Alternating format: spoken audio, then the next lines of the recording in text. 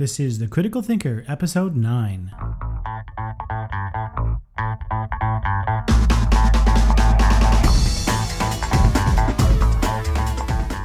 Hi everyone, I'm Kevin, your host, and this is The Critical Thinker, the podcast dedicated to helping you master the art and science of reasoning well. It's been a while since the last podcast. I feel bad about that.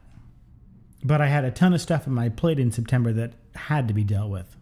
The school term started, so I'm teaching courses. One's my usual philosophy of science course in the fall. The other is a graduate seminar on the philosophy of ecology that I'm co-teaching with an ecologist. But I also had to write a review of a textbook manuscript, which meant reading and commenting on every chapter. I had to write a letter of reference for someone's application for promotion to full professor, which meant reading all of the stuff that person has written over the past 6 years. Plus, I'm working on new content for criticalthinkingtutorials.com and a site redesign. It all adds up. Got to pay the bills somehow, right? So that's why there's been a bit of a delay. I'm shooting for 2 podcast episodes a month, and when I can, I'd like to get that up to 3 a month, but that'll certainly be during less busy months. Good news about the podcast, though. Somehow it got featured on the podcast homepage on iTunes, so for a couple of days I got to see my logo taking up a third of the page on iTunes, which I have to admit was pretty sweet. We've gotten something like 8,000 subscribers between the audio and video versions in the space of 2 months, with I don't know how many downloads, which I'm still sort of amazed at. I worked out that in 2 months, the podcast has reached more people than I've taught in total in my 14 years of university teaching. For a teacher, that's either an exciting figure or a depressing figure, depending on your point of view. But enough chit-chat, let's get to our main topic today. Just to recap, I'm working down my list of the 5 essential components of critical thinking. Number 1 is logic. Number 2 is argumentation. Number 3 is rhetoric. Number 4 is background knowledge. And number 5 is a certain set of attitudes and values. My claim is that effective critical thinking requires that we develop some understanding and skills in all 5 components, because they're all mutually dependent. For any of them to work right, they need to work together as a team. So if you're weak in one area, it hurts the whole team, not just that one area. This week, I want to look at the relationship between philosophy, argumentation, and rhetoric, the second and third components on our list. What's really interesting about argumentation is that 2 very different disciplines want to claim argumentation as part of their respective fields. Philosophers study logic and argumentation. They view it as one of the central tools of their discipline. I teach logic and argumentation in a philosophy department. But when I look outside my office window to the English department, they've got folks studying argumentation as well. They teach it in basic composition classes, and they have specialists in speech communication and rhetoric who study argumentation as a form of persuasive speech. Yet philosophy and English, or philosophy and rhetoric, or philosophy and speech communication are very different fields. So what's going on here? Well, there's a way to tell this story that focuses on the long history of dispute between philosophers and rhetoricians over the proper use of argumentation in persuasive speech.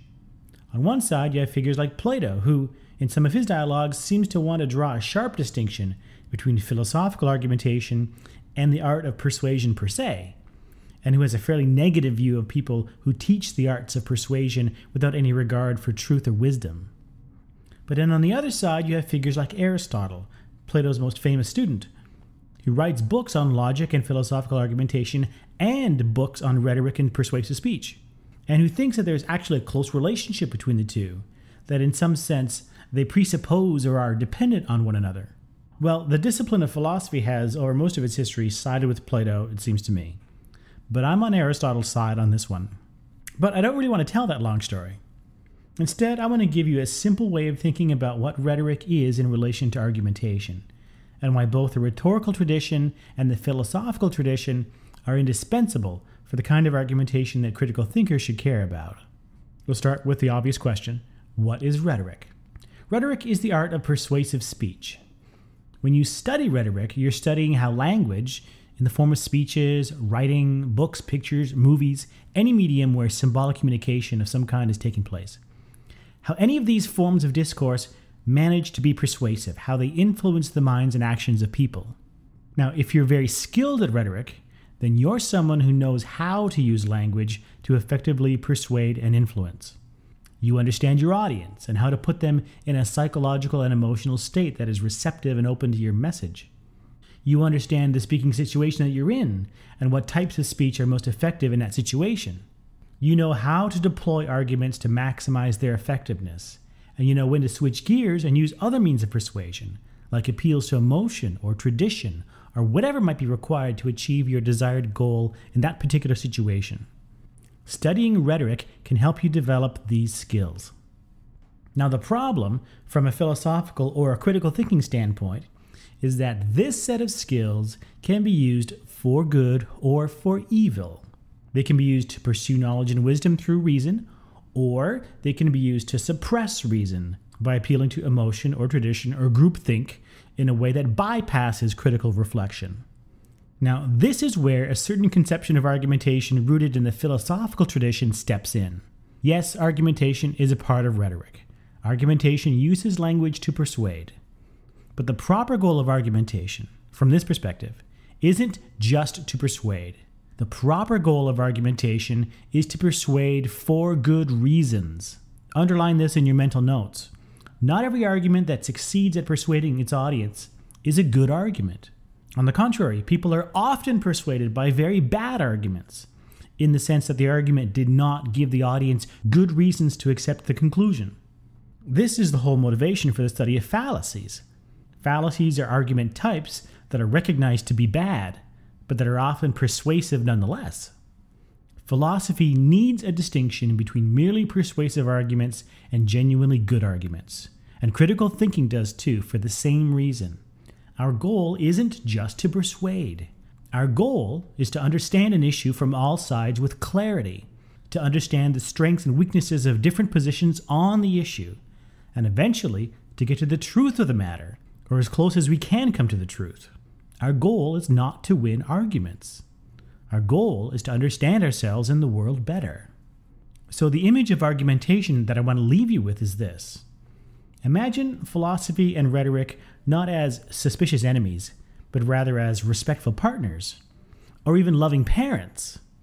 And out of their blessed union comes argumentation, the child of philosophy and rhetoric. From rhetoric, we get a proper and realistic understanding of how arguments can motivate, influence, and persuade.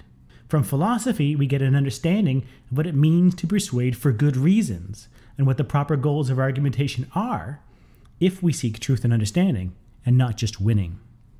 Unfortunately, there aren't that many critical thinking or argumentation texts that really embrace both perspectives. In the standard critical thinking texts written by philosophers trained in logic, you won't see much of any discussion of rhetorical theory or rhetorical strategy. And in your standard rhetoric texts, you won't see much of any discussion of theories of rationality and normative standards for good argumentation. You do see some discussion of fallacies, but they're usually not analyzed in the same way you would see in a philosophy text. So if you want to get educated on argumentation and effective persuasion from the rhetorical tradition, you really need to diversify your sources. Eventually on criticalthinkingtutorials.com, I'll have video tutorial courses that teach some of the nuts and bolts of rhetorical theory and strategy, but that won't be for a while. I'm working on material on probability theory and reasoning with uncertainty right now. So until then, here are a couple of book recommendations for you. The first is a fun and engaging book that will teach you basic principles of rhetoric. It's by Jay Heinrichs, and it's called Thank You for Arguing: What Aristotle, Lincoln, and Homer Simpson Can Teach Us About the Art of Persuasion. Now, the second is a classic text on argumentation from the writing and rhetoric tradition.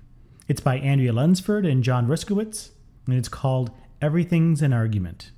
It's glossy with lots of pictures, it's a great read, and it will teach you a lot about persuasive writing as well. The new editions are pricey, but you can get used versions of an earlier edition on Amazon pretty cheap.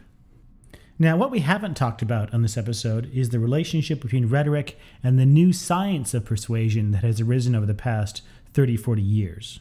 I'm holding off on this until next episode because I want to use it as a way of introducing the fourth item on my list of critical thinking components, which is background knowledge. So that wraps up this episode. You're invited to check out the video tutorial courses on criticalthinkingtutorials.com. And if you'd like to ask a question or leave a comment about the show, you can find a handy contact form at the same website. Thanks for listening, and we'll see you next time.